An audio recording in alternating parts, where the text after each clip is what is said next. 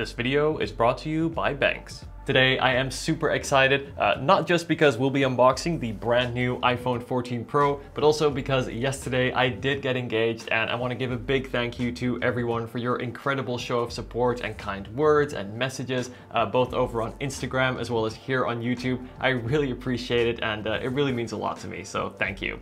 So without further ado guys, let's go ahead and unbox and take a look at the iPhone 14 Pro, as this year of course it is the Pro models that really get all of the new features, from the dynamic island to the faster processor, camera upgrades, and of course that always on display. But before we get started, just want to say I will be giving away this brand new iPhone 14. So this giveaway ends very soon on the 16th of this month, and to enter all you have to do is like this video, subscribe to my channel, and leave a comment with your favorite feature of the iPhone 14 along with your Instagram username. Then follow me on Instagram at Dion Schuddeboom, where I will randomly select the winner and announce it on my Instagram story. And yeah, that's about it. Anyway guys, let's go ahead and break right into the iPhone 14 Pro.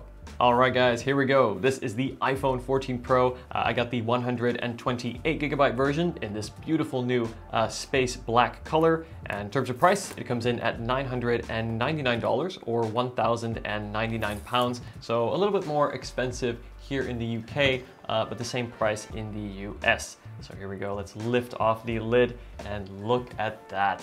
There it is, looking great with this matte glass in this new space black color. And just like with the Pro Max that I looked at previously, definitely has some heft in the hand, really feels solid, and really adds a new element to the design with this really nice texture on the back. Then of course we have that surgical grade titanium rails on the side, or stainless steel rails on the side here, and it just looks so good in the light. But I'm especially fond of this matte color on the back, as it really doesn't show fingerprints. It also feels great to the touch.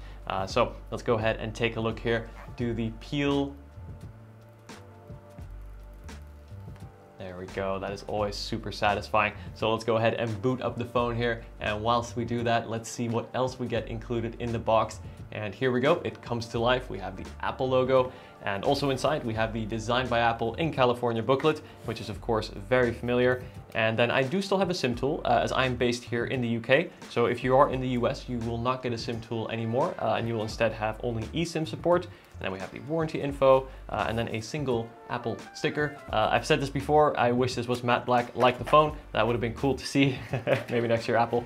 Then here, lastly, we of course have the USB-C to Lightning cable. And just like I said, I think I said this before as well, would love to see this be braided, as that is better for the environment, as the cable will last longer. Because realistically, most people, I find they break these within a year or so, and that's just because they start to sort of fray at the corners here, as it's just not really the best of quality, let's say, compared to the iPhone for that matter, which has a very nice build. But of course, this being the Pro model, we have the 120 Hz refresh rate on the display, which is going to mean that scrolling is super smooth. I already see the difference here just scrolling through this menu. The display is also now much brighter, coming in at 2000 nits, which is the highest in any smartphone. So this should be easy to see in any lighting conditions. And then covering that display, we do have that ceramic shield that I mentioned before. And while this is quite crack resistant, as I've never had an iPhone with the ceramic shield crack before, it definitely does scratch. So do get a screen protector. Again, I'll leave my recommended screen protector in the description, but my suggestion is to do this from day one. In fact, my daily phone, which is the Pro Max, actually while we're at it, we're going to do a brief little size comparison so you can see just what a difference this makes. What I was going to say here is on my Pro Max, you can see I already have a screen protector.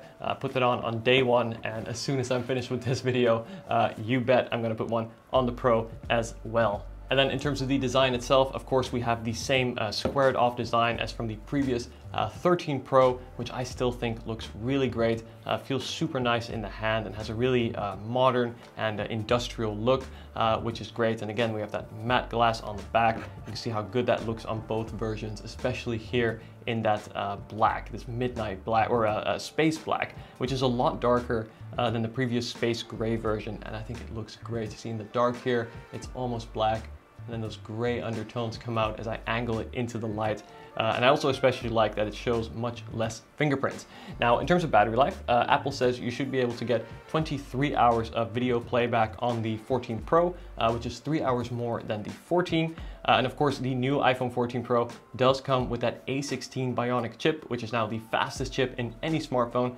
This is actually the first time where Apple has two sets of chips for their different models. So if you are going to go for the standard 14, you will get last year's A15 processor, whereas on the Pro and Pro Max, you get the new A16, which means better performance today and also longer software support in the future. One of the first things I do with any new iPhone is get some good accessories, and this is where the screen protector, case, and battery bank from Benks come in. First, let's check out the Glass Warrior screen protector. Inside the box, you get everything you need to install, including a frame which uses Banks' Magic Align tech for an easy application. Trust me, this installation frame is essential, as without it, I would not be able to install a screen protector.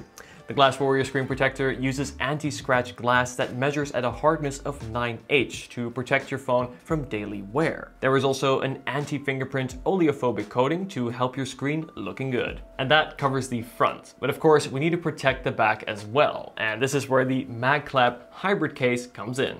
This is the most cost-effective case built with DuPont Kevlar fiber. It uses Kevlar on the back panel, a TPU frame, and high-density filament lining for shock absorption. It also has raised edges going around the display, as well as the camera module to protect these from surfaces, and it is also fully MagSafe compatible. And I especially like the touch of the metal buttons as they retain that clicky feedback. Let's add some power, more specifically 5000 milliamp hours of extra battery with the MagSafe battery pack. It instantly attaches to the back of your iPhone and is of course also fully compatible with the MagClap case and feels really comfortable in the hand thanks to being significantly smaller compared to other battery banks of this capacity. We also get this nice grippy silicone texture with an ergonomic shape to really fit well in your hand. With these accessories, you have just upgraded your iPhone and protected your expensive investment. To learn more about the screen protector, power bank, and case from Benks, be sure to click the links in the description. A big thank you to Benks for supporting the channel. Now back to the iPhone 14. Alright guys, I've got my iPhone 14 Pro updating and transferring all the data, but while it does that, let's talk about what the key new features are with this year's iPhone 14 Pro. Now, you can really break it down into two main areas, and the first here is this new dynamic island that we have on the top, and then the second would have to be some pretty major camera upgrades. Now, aside from the pretty silly sounding name, the dynamic island has actually proven to be something really useful. I have been using it on my iPhone 14 Pro Max for the past week or so, and I gotta say, it definitely adds some functionality to the phone. What it essentially is a new way to interact with notifications, as well as your app. So if say you have, for example, a timer running, or maps going off in the background, it makes it super easy to quickly multitask and switch between multiple apps. It actually acts a little bit more like a small secondary display rather than a portion of the main display.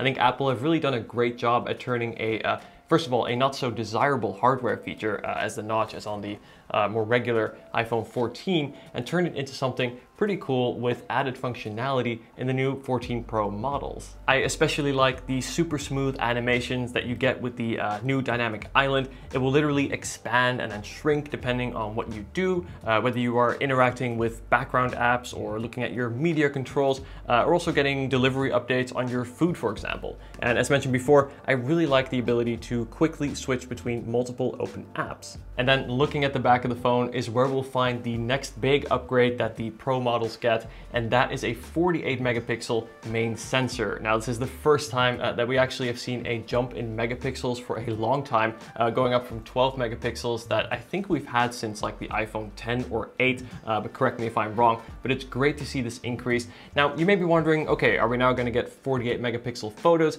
Because this would take up a lot of storage, and that is true. So instead, on the 14 Pro series, you'll actually still get 12 megapixel photos, but each pixel will be 4 times as big. And this will allow for much more light to come into the sensor and ultimately allow for much better photos while still not having those really huge file sizes either. And altogether, this should result in a 2x performance increase in low light performance and also create generally more sharper images. Now, additionally, we also get a fourth lens, kind of. We now also have a 2x telephoto lens, which does use the main lens and instead crops in, and you have this in addition to the separate 3x telephoto lens. And then turning to the selfie camera, we now also have, for the first time, autofocus, and this should create those sharper selfies, as well as improve low light performance there as well.